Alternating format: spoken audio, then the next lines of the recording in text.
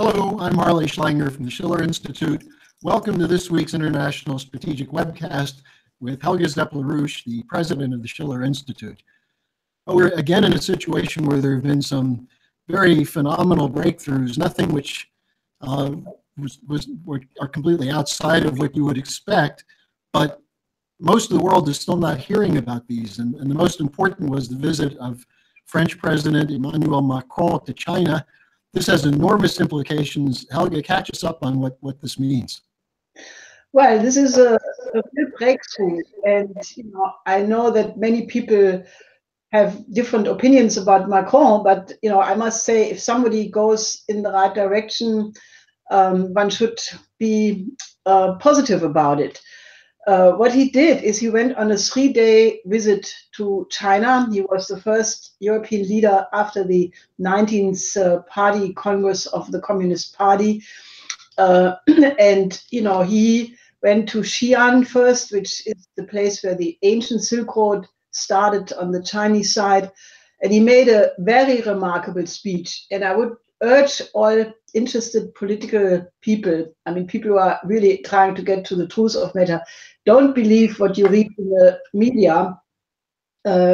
Just read this speech. It's a 1 hour, 15-minute speech. And the fact that he admits some of the most horrible mistakes of Western policy is a reason why I tend to believe that he really is making a change in French policy. For example, he not only fully endorsed the new Silk Road of China, he called it a treasure to civilization. He said that that we must never repeat the mistakes of the past, like Iraq, Libya.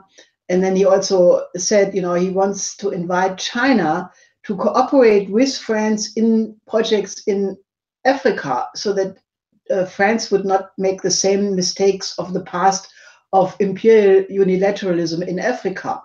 He also said that one must make sure that one does not create new dependencies politically and economically under the pretext of development aid, but that basically, therefore, he invites China, because if China and France are working together on the development of Africa, these mistakes can be avoided. So I think that there are a lot of other elements in his speech. He praised the Chinese policy of being a great epic, one of the great epics of history. He said, we in the West have become tired and epics have not been allowed anymore, but that is exactly what is needed.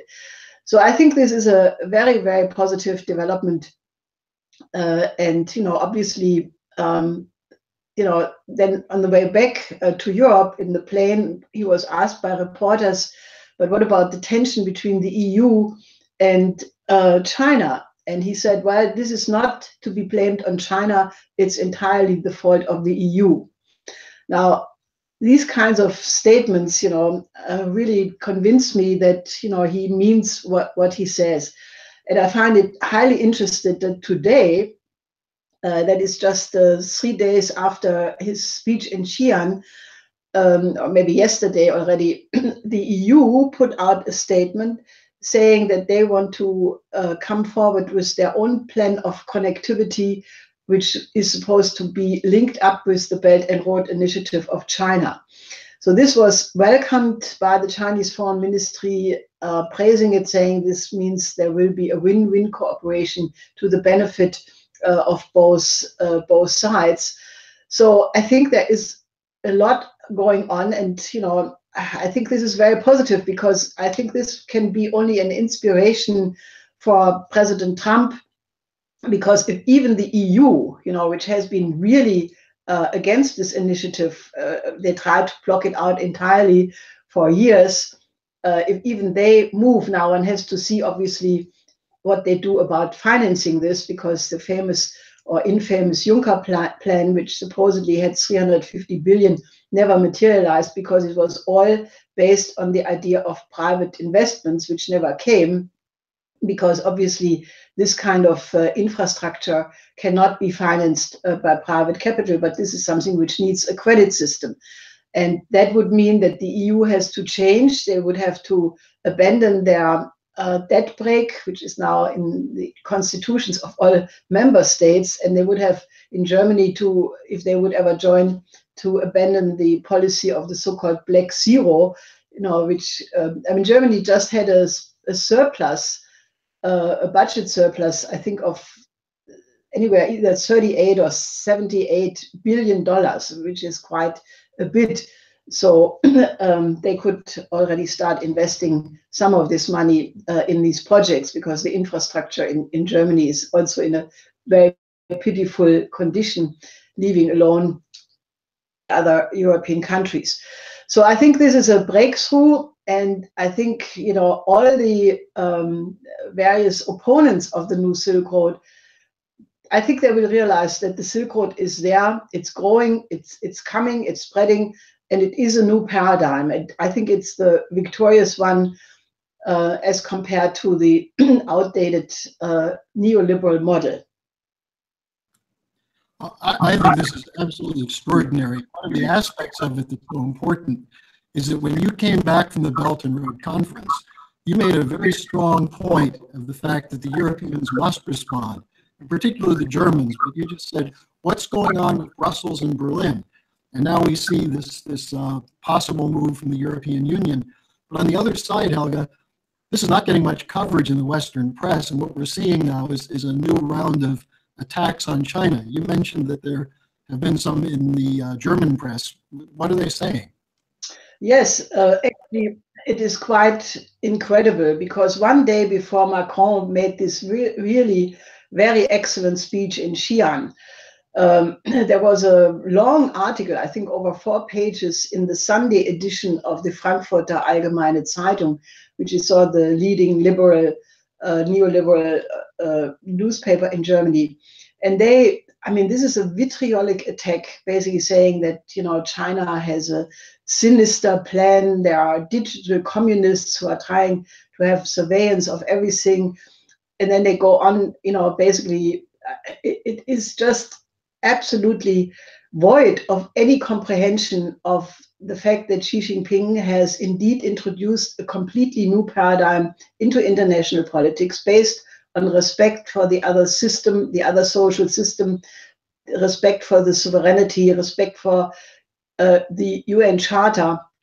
And even they cannot avoid mentioning that China has an unprecedented success story by lifting 800 million people out of poverty in a very short period of time. But then they basically use that to say China wants to take over the world, and it's just absolutely insane. And obviously they quote Neil Ferguson, they quote the director of the supposed expert think tank, Merrick's, Heilmann is his name, to all basically warn in the starkest terms against the sinister intentions of China. Now, obviously, China is putting healthy pressure on other countries. You cannot maintain, like in Germany, the absolute exaggerated green ecologist policy when China is moving in all high-tech areas. And one of the most positive developments of the Macron visit to China is that there is now a huge agreement to have cooperation in the area of nuclear energy. They are building together a reprocessing plant in China and some other projects. And Germany, which foolishly made this exit from nuclear energy, which is really not the way to go. And you see the prices of energy are going up in Germany, like driving away all the energy intensive firms. So this is putting healthy pressure on some countries. Also, there is a huge cooperation in aerospace between France and China. So, I think that it is a very welcomed provocation, and some people are freaking out, including, for example, the German, Swiss-Austrian program TriSat, which said, the Chinese are taking over Switzerland. I have not seen this program yet, but I heard about it. So I think there is a complete hysteria breaking out that the Chinese are indeed, proposing a model which is more attractive, especially to developing countries, than the austerity policy of the EU or the policy of Wall Street or the policy of the City of London. So, but we will see more of that. But I'm absolutely convinced that now you have the East Europeans, the Central European countries, the Mediterranean countries, and now also France, Switzerland, and Austria all cooperating, that it is a question of time when it will be clear. And this recent EU statement, even so one has to look what it means in the fine print, all of these are reflections of the fact that this is the only positive strategic initiative on the global agenda, and I think it will win. Well, and this is what you've been talking about for a long time, that the new paradigm is unstoppable. But I just want to ask you, get your thoughts on what's happening in Berlin, where you now have the ongoing coalition talks. Is any of this being reflected in Germany and the political situation with the government, the creation of a new government? Well, if it's reflected, they are trying their very best to hide it because it has not come out in the public. I mean, you had lip service by Merkel when the G20 summit took place in Hamburg, that she wants to cooperate with China in some projects in Africa, but one hasn't heard anything since. Gabriel went on the record to accuse China of dividing the European Union. And Macron, by the way, refuted that. He said the EU is disunited all by itself and it's not China's fault. So, one has to see. I think given the very close German-French interwovenness of the economies, the specific history of the German-French relationship, one has to see how that plays out, because I think if Macron takes such a leadership role at a moment when Germany does not have anything but a caretaker government, and Theresa May is, very weakened because of the Brexit, Macron has taken a leadership role for Europe. And, I have the hope that the self-interest of the German industry, the Mittelstand, where there is a growing interest, that will eventually shift the policy. At the Sorbonne, that's the big university in Paris, they announced that they want to have 11 major conferences on the new Silk Road. The first one will be addressed by the former Prime Minister de Villepin.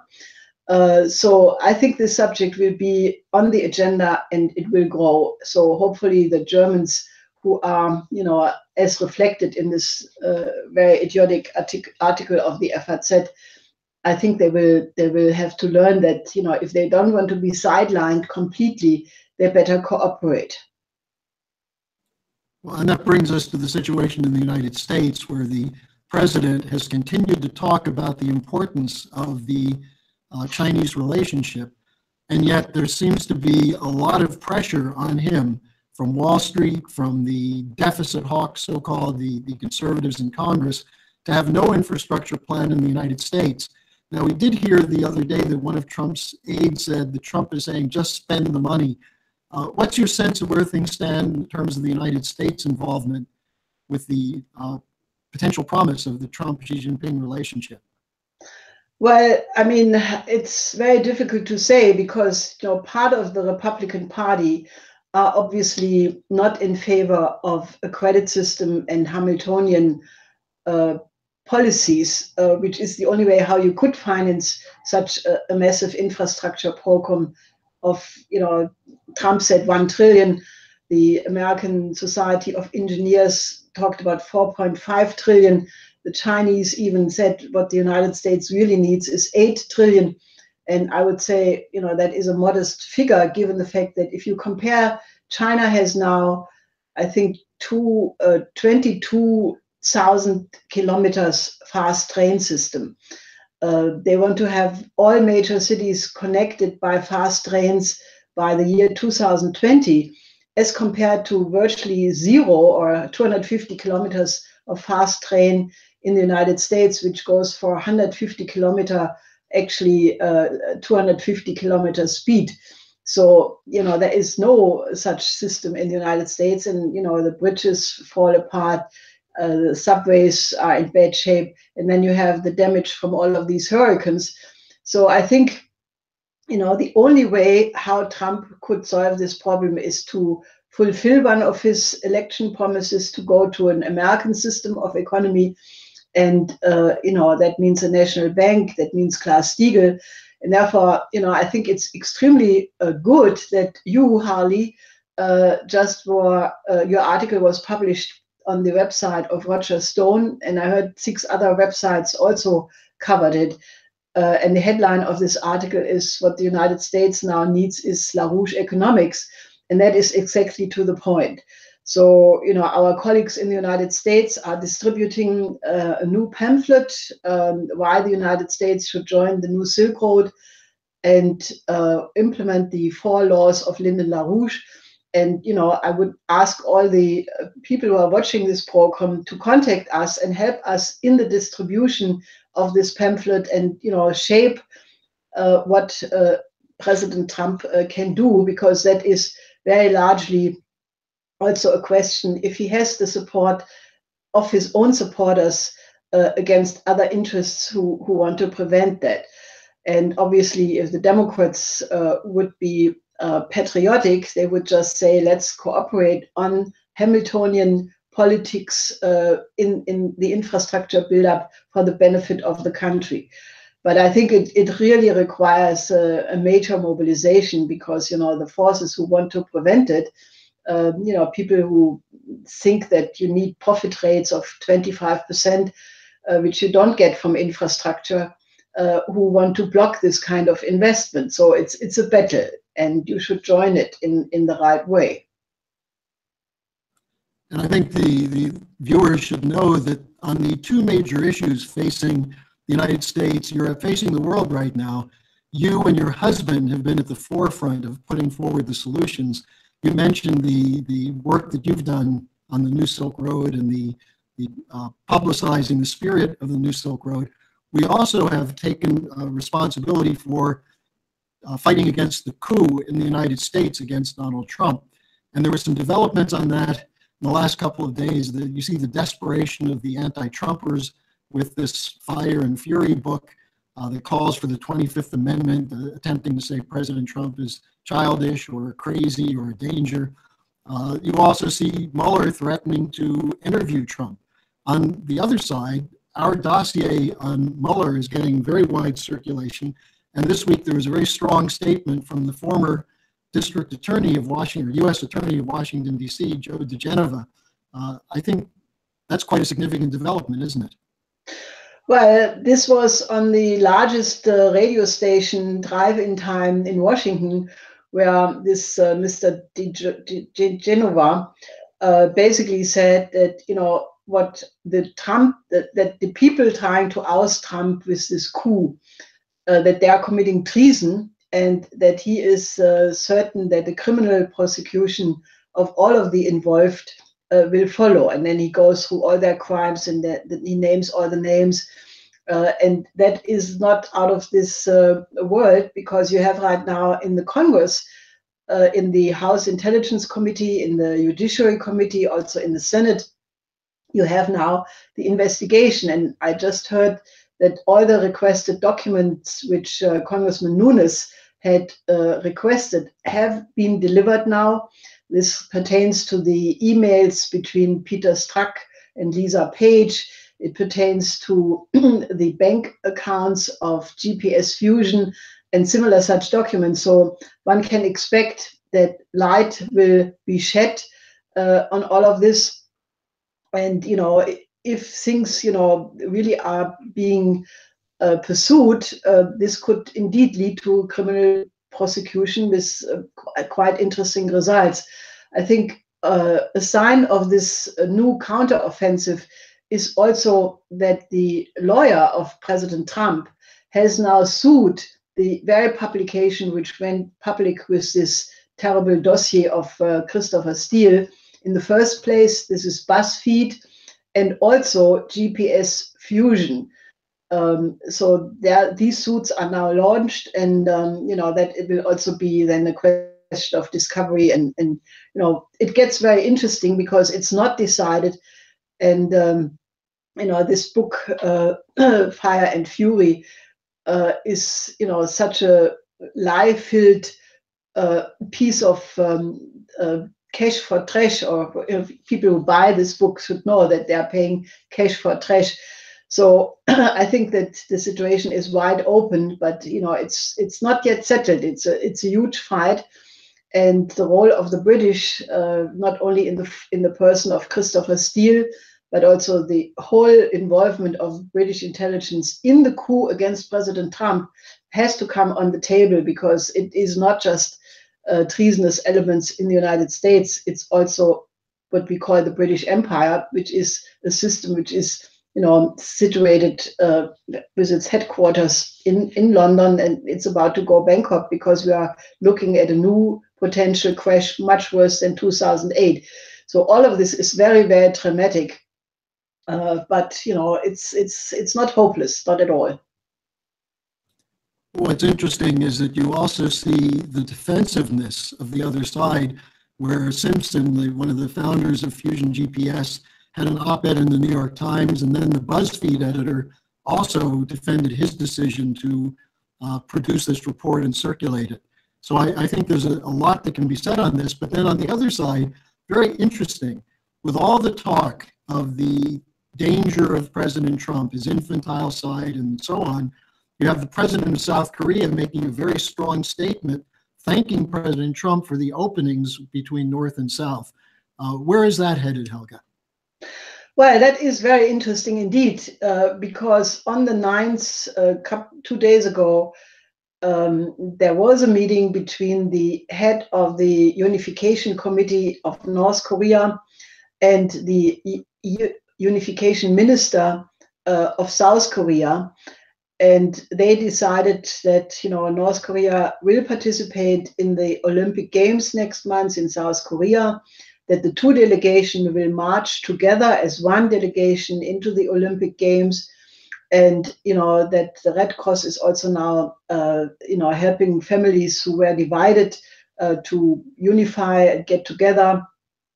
Kim Jong-un said that he would be willing to enter direct talks with the South Korean president.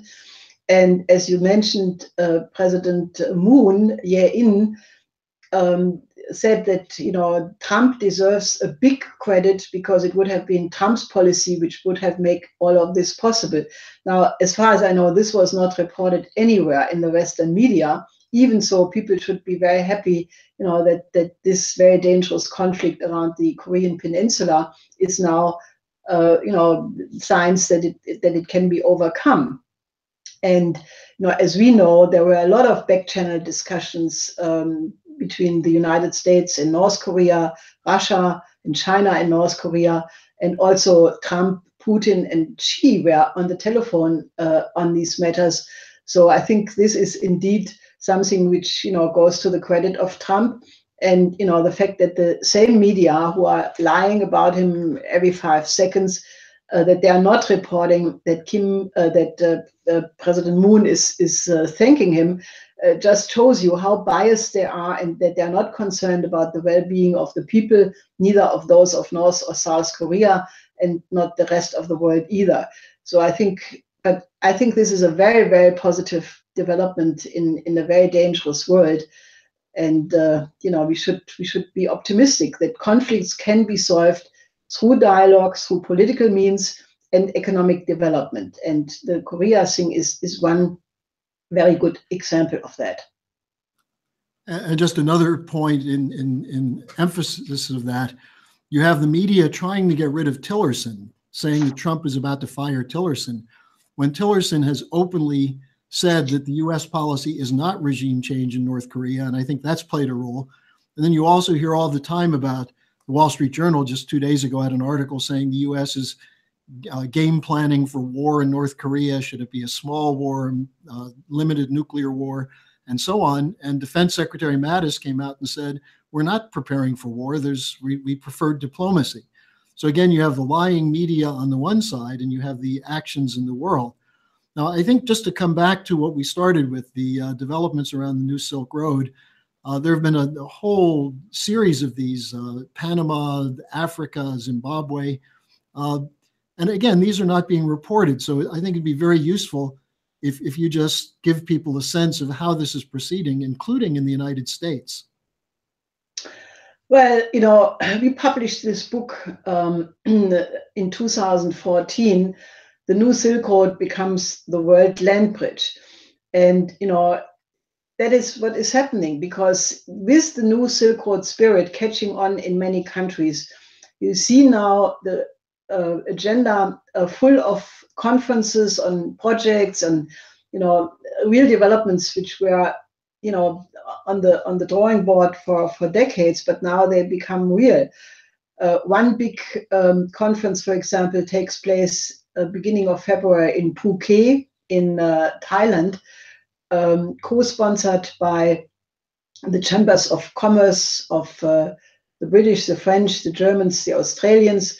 There's high-level Japanese and Chinese involvement on the Kra Canal. The Kra Canal would have huge significance for all of ASEAN countries because it would, basically create a new sea road through Thailand, through this canal, which was, we had a conference on this in 1984, which was addressed by my husband. And, this is obviously one of the big mega projects. It would involve something like $55 billion.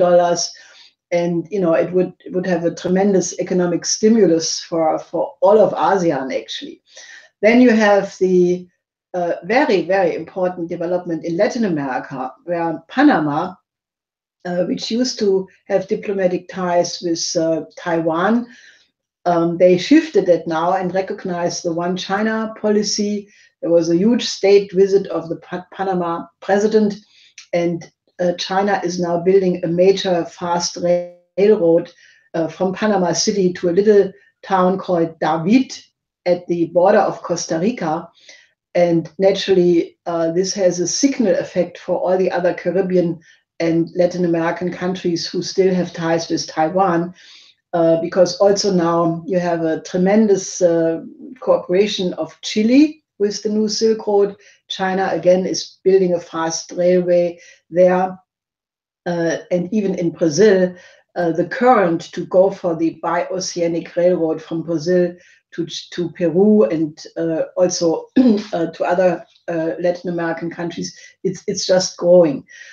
Then you have, very importantly, and I keep repeating that because I think it's one of the key elements of strategic realignment in the world, is the fact that Abe, Prime Minister Abe from Japan, has announced that he wants to put the relation between China and Japan on a new level.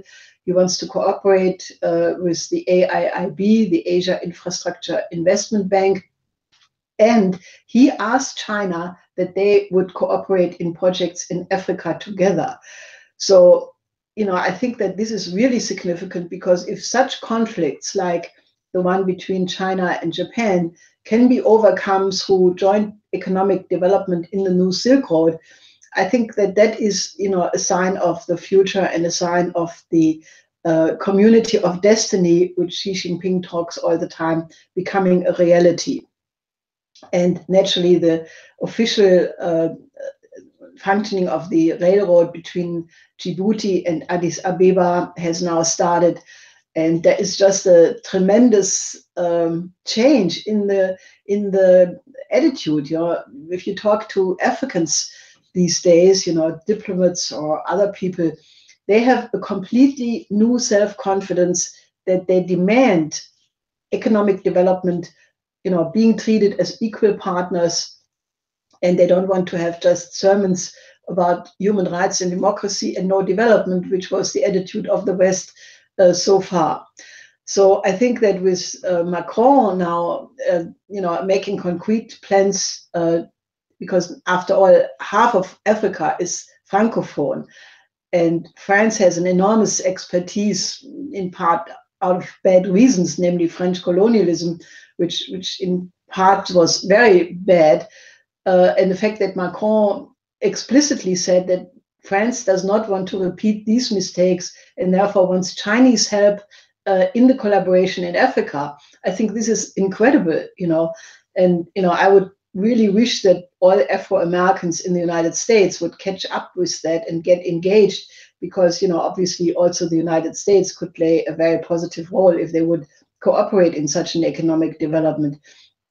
There are some people who say this will never happen because the military-industrial complex in the United States, will prevent that. But, as my husband has pointed out already in 2005, around the crisis of the US auto industry, everything can be retooled. You can retool, things you are using for military production and become part of a tremendous development program.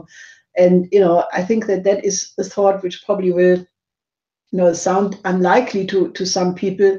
But, I think that is the way to go. I mean, the question is, how can we build a world of, where we as a humanity can survive and create, really human conditions.